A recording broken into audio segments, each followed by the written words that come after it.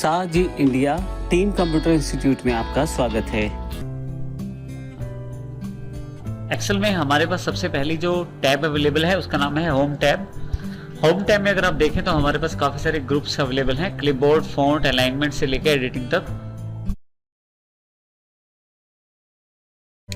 सबसे पहले जरूरी है कि आप जिस डेटा पे काम करना चाहते हैं उसे सिलेक्ट जरूर करें। सिलेक्ट करने के लिए जहां से सिलेक्ट करना है वहां क्लिक कीजिए और माउस को ड्रैग करते हुए दूसरी तरफ लेके आइए, जहां तक जो एरिया आपने सिलेक्ट करना है वहां तक।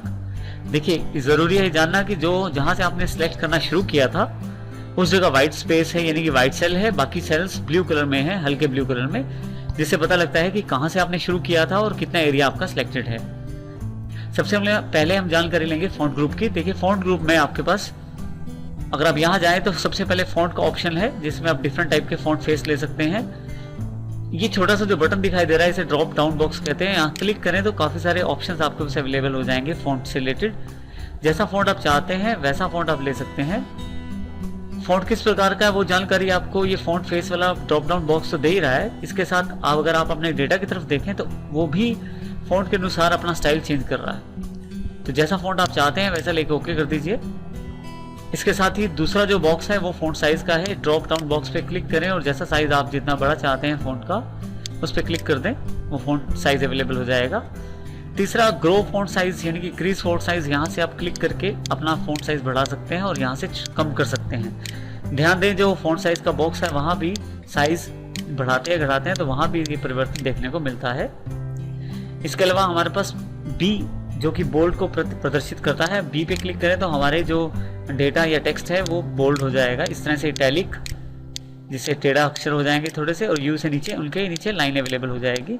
आप चाहे तो यहीं से इन्हें ऑफ भी कर सकते हैं दोबारा क्लिक करके। यदि आप अपने बनाए हुए टेबल पे बॉर्डर देना चाहते हैं तो उसके लिए सबसे पहले आप अपने टेबल को सिलेक्ट कीजिए। जैसे मैंने ये टेबल बनाया है, इसको सिलेक्ट कर लेता हूँ। सिलेक्ट करने के पश्चात फॉन्ट ग्रुप में मेरे पास यहाँ पे बॉर्डर कमांड अवेलेबल है जिसमें बॉर्डर के बहुत सारे ऑप्शंस अवेलेबल हैं। इसमें सबसे पहले यहाँ ड्रॉप डाउन बॉक्स जो राइट साइड पे आ रहा है बॉर्डर कमांड की, इसको मैं क्लिक कर लेता हूँ। तो देखिए मेरे पास बॉर्डर्स कमांड से रिलेटेड काफी सारे ऑप्शन अवेलेबल हो जाते हैं। अपने टेबल पे बॉर्डर देने के लिए मैं अलग अलग प्रकार का बॉर्डर प्रयोग कर सकता हूँ। इसमें यदि आप केवल एक तरफ बॉर्डर देना चाहते हैं तो ऊपर के बॉर्डर्स का प्रयोग कर सकते हैं, जैसे बॉटम बॉर्डर, नीचे की तरफ एक लाइन आ जाएगी बॉर्डर में, टॉप बॉर्डर, ऊपर की तरफ एक लाइन आ जाएगी, लेफ्ट बॉर्डर या राइट बॉर्डर। इस तरह से आप इनका चुनाव कर सकते हैं यदि आप किसी भी एक तरफ लाइन देना चाहते हैं। नीचे यदि आए तो आपके पास यहाँ पे ऑल बॉर्डर्स की कमांड है। जैसे ही मैं इसको क्लिक करता हूँ तो आप देखें यहाँ पे यदि मैं अपने सिलेक्ट किए हुए टेबल को डिसलेक्ट करूं अर्थात बाहर क्लिक करूं, आप देखेंगे यहाँ पे कि मेरे टेबल पे बॉर्डर अवेलेबल हो गया है। इसी तरह से यदि मैं इस बॉर्डर को हटाना चाहता हूं तो फिर से सिलेक्ट कर सकता हूं बॉर्डर को, और यही फिर से ड्रॉप डाउन बॉक्स से मैं नो बॉर्डर पे यदि क्लिक कर दूं तो बॉर्डर्स हट जाएगा।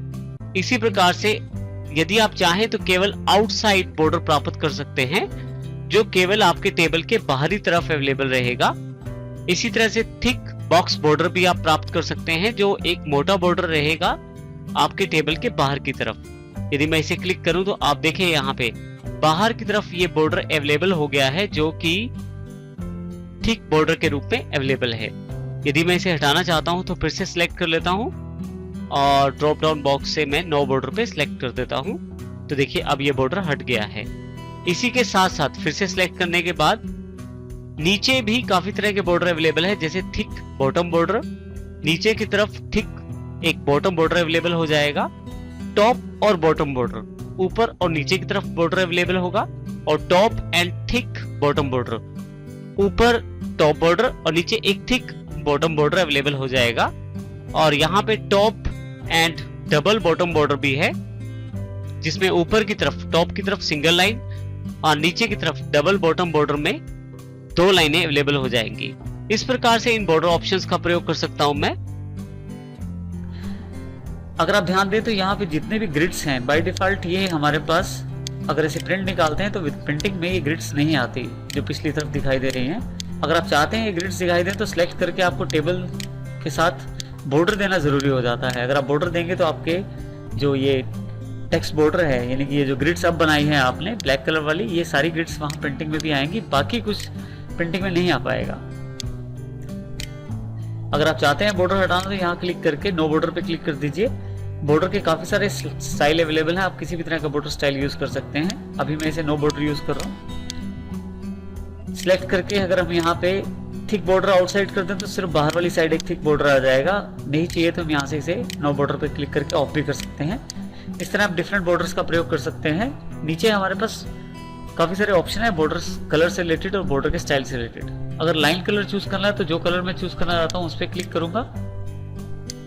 इसके अलावा मेरे पास यहाँ पे border grid, erase border, line style भी अवेलेबल है। जैसा मैं लाइन स्टाइल चाहता हूँ वैसा ले लूंगा मैं। इसके पश्चात ऑल बॉर्डर पे जैसे ही मैं क्लिक करूंगा तो देखिए बॉर्डर उस स्टाइल और उस ग्रिड में अवेलेबल हो जाएगा जिस स्टाइल और ग्रिड को मैंने लिया था। अगर आप चाहें तो ड्रा ग्रिड से आप बॉर्डर ड्रॉ भी कर सकते हैं। ड्रा बॉर्डर ग्रिड पे क्लिक कीजिए, एक पेंसिल अवेलेबल हो जाएगी। अब जितना भी आप ग्रिड से ड्रॉ करना चाहते हैं वो ड्रॉ कर सकते हैं। दोबारा ऑप्शन ऑफ करने के लिए वहीं पे क्लिक कर दीजिए, आपका ऑप्शन ऑफ हो जाएगा। इस तरह से आप बॉर्डर का प्रयोग कर सकते हैं। किसी भी कमांड को अंडू करने के लिए आपके पास ऑप्शन होता है कीबोर्ड पे कंट्रोल और उसके साथ Z। तो मैं कंट्रोल और Z का प्रयोग करके अपने डेटा को एक सिंपल रूप में ले आता हूं जैसे कि मेरे पास पहले अवेलेबल था। ये देखिए मेरे पास डेटा नॉर्मल फॉर्मेट में अवेलेबल हो गया है।